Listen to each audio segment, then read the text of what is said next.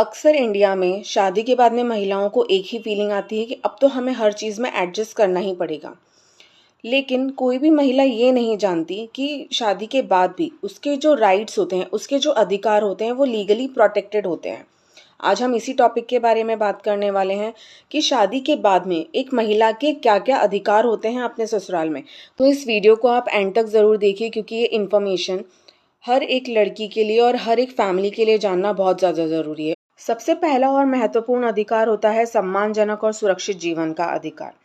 भारतीय कानून के अनुसार पति या ससुराल पक्ष द्वारा आपके साथ में घरेलू हिंसा नहीं की जा सकती।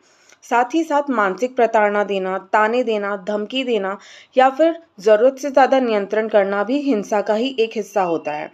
तो याद रखिए कि सिर्फ मारपीट करना ही घरेलू हिंसा नहीं होती, मानसिक प्रताड़ना देना भी हिंसा का ही एक हिस्सा होता है।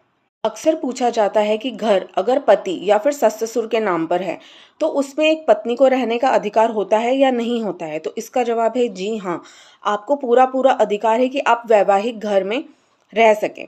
बिना कोर्ट के आदेश के आपको कोई भी बाहर नहीं निकाल सकता। अगर आपको कोई बाहर निकालता है तो ये कानूनी अपराध की श्रेणी में आता है।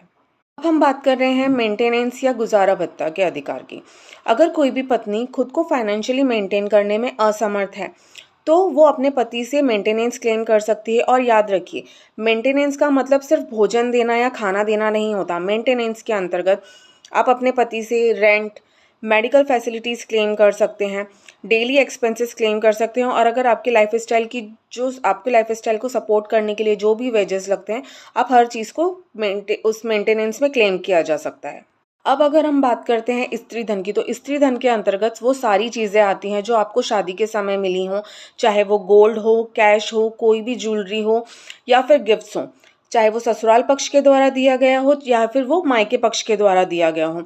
सभी स्त्री धन की श्रेणी के अंतर्गत आते हैं और इस पर केवल और केवल एक महिला का या फिर एक पत्नी का ही अधिकार होता है। अगर आपसे कोई भी ससुराल पक्ष के मेंबर, चाहे वो पति हों या सास ससुर हों, लॉकर में रखने के नाम पर या फिर आपसे ज़बरदस्ती छीनते हैं तो वो भी एक अपराध की श्रेणी में आता है। तो याद रखिए, स्त्री धन पर सिर्फ और सिर्फ एक पत्नी का ही अधिकार होता है।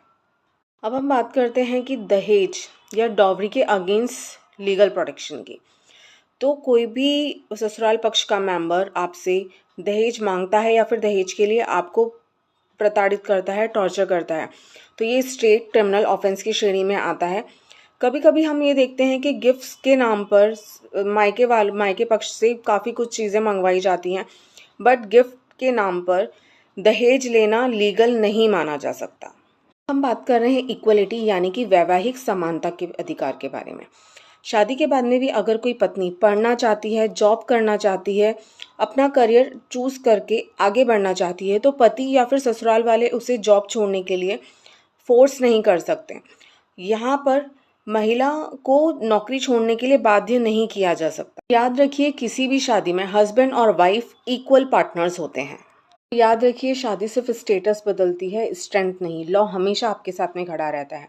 अगर आपको ये वीडियो इन्फॉर्मेटिव लगी हो तो हर एक लड़की, हर एक माँ, हर एक बहू और हर एक पत्नी के साथ में इस वीडियो को शेयर कीजिए और ज़्यादा से ज़्यादा लाइक एंड शेयर कीजिए। Thank you.